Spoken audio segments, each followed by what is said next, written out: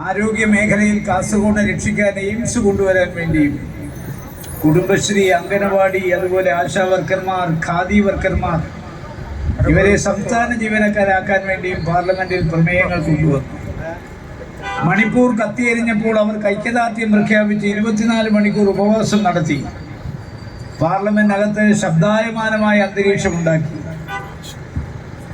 പൗരത്വ നിയമം ഭേദഗതി ചെയ്യുന്നതിനെതിരെ ആ ബില്ല് വലിച്ചു കീറി സസ്പെൻഷൻ ഓർഡർ അടിച്ചു വാങ്ങിച്ചു. ഏകീകൃതമായ സിവിൽ കോഡിനെതിരെയും ശക്തമായി പ്രതികരിച്ചു. പ്രധാനമന്ത്രി സഡക് യോജനയിൽ കോടിക്കണക്കിന് റോഡുകൾ 8 മീറ്റർ വീതിയിൽ നിർമ്മിച്ചു നൽകി. പരിയാരം മെഡിക്കൽ കോളേജിന് വെന്റിലേറ്റർ വാങ്ങി ജനങ്ങളെ രക്ഷിക്കാൻ 60 ലക്ഷം രൂപ അനുവദിച്ചു. 16 സ്കൂളുകൾക്ക് ബസ്സുകൾ വാങ്ങി നൽകി. 7 ആശുപത്രികൾക്ക് ആംബുലൻസ്. ഏതാണ്ട് 267 ഹൈമാസ് മിനിമാസ് സൈറ്റുകൾ സ്ഥാപിച്ചു. 7 പട്ടികജാതിക്കാർക്ക് വേണ്ടി കമ്മ്യൂണിറ്റി ഹാളുകൾ നിർമ്മിച്ചു നൽകി. അതുപോലെ തന്നെ ഓൺലൈൻ വിദ്യാഭ്യാസം നടത്താൻ 29 ലക്ഷം രൂപയ്ക്ക് കമ്പ്യൂട്ടറും ലാപ്ടോപ്പുകളും സ്കൂളുകൾക്കും കോളേജുകൾക്കും നൽകി. 49 ലക്ഷം രൂപയ്ക്ക് മുച്ചക്ര വാഹനങ്ങൾ, ഇലക്ട്രോണിക് വീൽ ചെയർ, അംഗവൈകല്യം വന്ന ഭിന്നശേഷിക്കാർക്ക് വാങ്ങി നൽകി. ചുരുക്കി പറഞ്ഞാൽ 17 കോടി രൂപ, 2.5 കോടി രൂപ പി കരുണാകരൻ ചെലവഴിക്കാതെ വെച്ചിട്ട് പോയോട് ചേർത്ത് 19.5 കോടി രൂപ സുതാര്യമായി മണ്ഡലത്തിന്റെ വികസനത്തിന് വേണ്ടി ചെലവഴിച്ചു.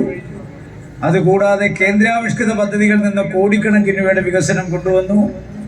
റെയിൽവേയിൽ കോടികളുടെ വികസനം, 2 സ്റ്റേഷനുകൾ അമൃത് ഭാരതാക്കി, പയ്യന്നൂരും കാസർഗോഡും. 2 വന്ദേ ഭാരത് ട്രെയിനുകൾ ആരംഭിച്ചു. 3ാമത്തെ ട്രെയിൻ മംഗലാപുരം രാമേശ്വരം.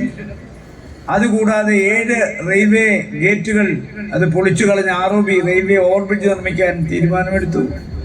അങ്ങനെ ഒത്തിരി കാര്യങ്ങൾ ചെയ്തു.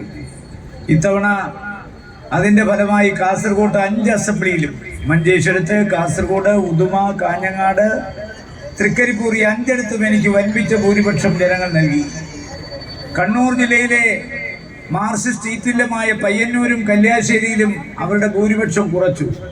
കഴിഞ്ഞ തവണ 26,000 വോട്ടിന് പിറകിലായിരുന്നു, അത് 12,000 ചുരുക്കി തന്നു. കഴിഞ്ഞ തവണ കല്യാശ്ശേരിയിൽ 13,800 വോട്ടിന് പിറകിലായിരുന്നു, അത് 1,050 ചുരുക്കി. അങ്ങനെ ഇത്തവണ 7 അസംബ്ലിയിലും ജനങ്ങൾ എനിക്ക് അനുകൂലമായ ഒരു തീരുമാനമെടുത്തതിൻ്റെ അടിസ്ഥാനത്തിലാണ് ഇത്തവണ ഈ ഭൂരിപക്ഷം 1,647,000.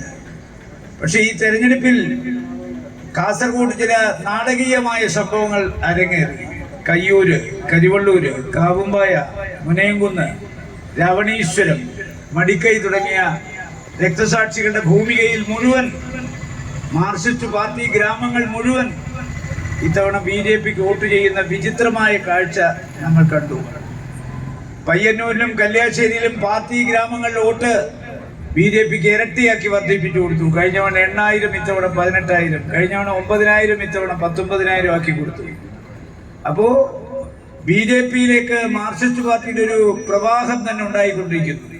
ഇന്നലെ polit bureau member Shri MA baby പറഞ്ഞു, കേരളത്തിൽ ഭരണാധികാരികൾ തെറ്റുതിരുത്തുന്നില്ലെങ്കിൽ, പാർട്ടി തെറ്റുതിരുത്തുന്നില്ലെങ്കിൽ, പരാജയ കാരണങ്ങൾ തിരുത്താൻ തയ്യാറാകുന്നില്ലെങ്കിൽ ബംഗാളിൽ അവസ്ഥ കേരളത്തിലെ മാർക്സിസ്റ്റ് പാർട്ടിക്ക് ഉണ്ടാകും. BJP മാർക്സിസ്റ്റ് പാർട്ടിയെ വിഴുങ്ങും. ഇന്ന് ഗോവിന്ദൻ മാസ്റ്റർ പ്രസ്താവന പത്രത്തിൽ വായിച്ചു കാണും. പാർട്ടി നേതാക്കന്മാർക്ക്, സഖാക്കന്മാർക്ക് പണത്തോടുള്ള ആർത്തി മൂത്തിരിക്കുന്നു. പണത്തിനു വേണ്ടി എന്തും ചെയ്യുന്നൊരവസ്ഥയിലേക്ക് കമ്മ്യൂണിസ്റ്റ് നേതൃത്വം മാറിയിരിക്കുന്നു.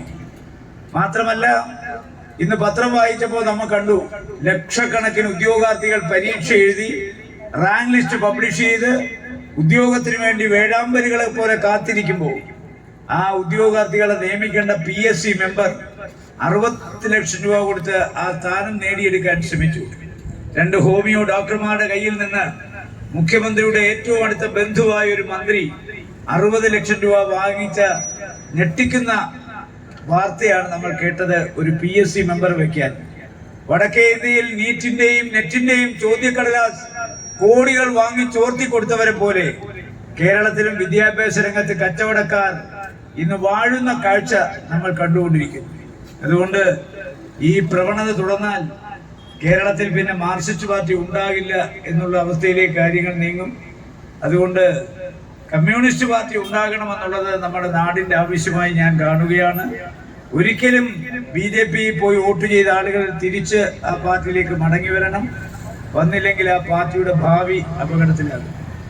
എന്തായാലും കഴിഞ്ഞ തെരഞ്ഞെടുപ്പിൽ 1,649 വോട്ട് നൽകി ഒരു ചരിത്ര വിജയം എനിക്ക് സമ്മാനിച്ച നിങ്ങളോട് നന്ദി രേഖപ്പെടുത്താൻ എൻ്റെ അക്ഷരമാലയിൽ വാക്കുകളില്ല. നന്ദി, 1000 നന്ദി രേഖപ്പെടുത്തുന്നു. നമസ്കാരം. ജയ് ഹിന്ദ്.